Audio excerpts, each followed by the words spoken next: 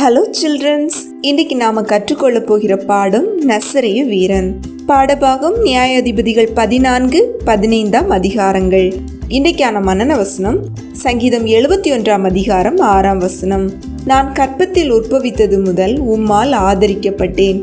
என் தாயின் வயிற்றிலிருந்து எடுத்தவர் நீரே. உம்மையே நான் எப்பொழுதும் துதிப்பேன். நம்ம பாடத்தின் நோக்கம், கர்த்தரால் தெரிந்து கொள்ளப்பட்டவர்கள் வீர செயல்களை செய்வார்கள். இஸ்ரவேல் ஜனங்களுக்கு தேவன் சில கட்டளைகளை கொடுத்து அதற்கு கீழ்ப்படிந்து வாழ சொன்னாங்க. ஆனா இந்த இஸ்ரவேல் ஜனங்களோ அவருக்கு கீழ்ப்படியாம தேவனுக்கு பிரியமில்லாம வாழ்ந்தாங்க. அதனால பெலிஸ்தியருக்கு அடிமையாக இருக்கும்படி கர்த்தர் அவர்களை அனுமதிச்சாங்க. அந்த நாட்கள்ல பிறக்கு முன்னே முன்குறிக்கப்பட்ட சிம்சோன் என்ற ஒரு நசரேய வீரன் இஸ்ரவேல்ல வாழ்ந்தாங்க. அவர் வளர்ந்து இஸ்ரவேலின் நியாயாதிபதியாயிருந்து இஸ்ரவேலை ஆளுவாங்கன்னு தேவன் விரும்பினாங்க. தேவனுடைய ஆவியானவர் அவனோடு இருந்ததால அவன் பலசாலியா வளர்ந்தான். தேவன் சொன்ன மாதிரியே அவரும் கீழ்ப்படிந்து தன்னோட ஹேரை கட் பண்ணல, தீட்டான எதையும் சாப்பிடல, தேவனுக்கு பிரியமா வளர்ந்தாங்க. இந்த சிம்சோன் வளர்ந்த உடனே திம்னாத்துக்கு போய் ஒரு பெலிஸ்திய பெண்ணை பார்த்து திரும்பி வந்து தன்னுடைய அம்மா அப்பா கிட்ட தனக்கு அந்த பெண்ணையே திருமணம் பண்ணி வைங்கன்னு சொல்றாரு. இது கர்த்தருடைய செயல் என்று அவர்கள் அறியாததால முதல்ல தயங்கினாலும் அவனோடு திம்னாத்துக்கு புறப்பட்டு போனாங்க. போகிற வழியில திம்னாத்தூர் திராட்சை தோட்டம் பக்கம் வந்தபோது ஒரு கெர்ச்சிக்கிற சிங்கம் எதிரே வந்தது. தேவனுடைய ஆவி சிம்சோன் மேல இறங்கினதுனால சிங்கத்தை ஒரு ஆட்டுக்குட்டியை போல கிழிச்சு போட்டுட்டாங்க. கொஞ்ச நாட்களுக்கு பின்பு திரும்ப அந்த பெண்ணை திருமணம் செய்வதற்கு போகும்போது சிம்சோன் வழி விலகி ஏற்கனவே தான் கொன்னு போட்ட அந்த சிங்கத்தின் உடலை பார்க்க போனாங்க. அங்க சிங்கத்தின் உடலுக்குள்ள தேனி கூட்டமும் தேனும் இருந்தது. அந்த தேனை எடுத்து சாப்பிட்டு தன்னுடைய பெற்றோருக்கும் கொடுத்தான். திம்னாத்துக்கு போய் சேர்ந்த போது அங்க சிம்சோன் பெரிய விருந்து பண்ணாங்க. அங்க இருந்த 30 தோழரை பார்த்து சிம்சோன் ஒரு விடுகதை சொன்னாங்க. அவங்க அதுக்கு 7 நாளைக்குள்ள ஆன்சர் சொல்லணும். அவங்க ஆன்சர் சொல்லிட்டாங்கன்னா அவங்களுக்கு 30 மாற்று வஸ்திரமும் 30 துப்பட்டிகளையும் தருவேன்னு வாக்கு கொடுக்குறாங்க.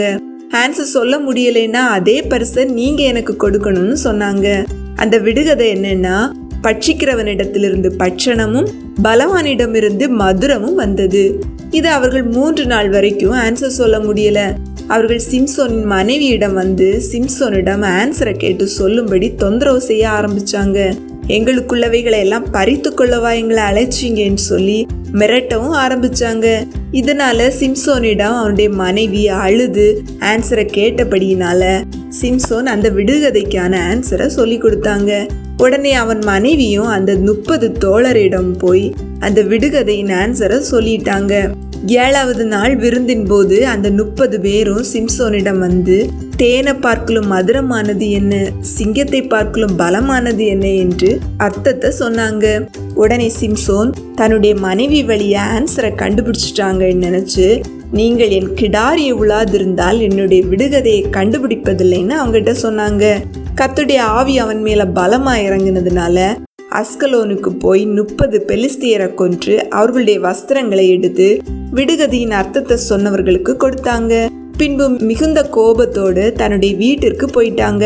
கொஞ்ச நாளைக்கு அப்புறம் சிம்சோன் ஒரு அறுவடை காலத்துல ஒரு வெள்ளாட்டுக்குட்டியும் கொண்டு மனைவியை தேடி வந்தாங்க. ஆனா அவனுடைய மனைவிய வேறொருவனுக்கு திருமணம் செய்து கொடுத்துட்டாங்க. இது அறிந்த சிம்சோனுக்கு பயங்கர கோபம். உடனே அங்கிருந்து வெளியே வந்து 300 நரிகளை பிடித்து 2 வாள்களை ஒன்றோடொன்று கட்டி அதுல தீப்பந்தங்களையும் வைத்து கொளுத்தி பெலிஸ்தியரின் வயல்கள்ல ஓட விட்டாரு. இதனால பெலிஸ்தியரின் வயல் முழுவதும் அவங்களோட திராட்சை தோட்டம் வேளாண்மை எல்லாம் தீல கருகி போயிட்டு. பெலிஸ்தியர் இதை கண்டு கோபத்தோட சிம்சோனின் மனைவியையும் அவள் தகப்பனையும் தீயினால சுட்டரித்து போட்டாங்க. சிம்சோன் இதை அறிந்து தன் மனைவியையும் குடும்பத்தையும் அழித்து போட்டவர்களையும் கொன்று போட்டான். அதுக்கப்புறம் ஏத்தாமூர் கண்மலை சந்தியில போய் குடியிருந்தாங்க. பெலிஸ்தியர்கள் யூதாவில் வந்து லேகி என்ற இடம் முழுவதும் பரவி பாளையம் இறங்கி இருந்தாங்க. இதை பார்த்து பயந்து யூதாவின் மனுஷர் சிம்சோனிடம் வந்து, பெலிஸ்தியர் நம்மை ஆளுகிறார்கள் என்று தெரியாதா, பின்ன ஏன் இப்படி எங்களுக்கு செய்தாயின்னு சொல்லி அவனை கட்டி பெலிஸ்தியர் கையில ஒப்படைக்க போறோம்னு சொன்னாங்க. அவரை 2 புது கயிறுகளால கட்டி லேகி வரைக்கும் கொண்டு போனாங்க.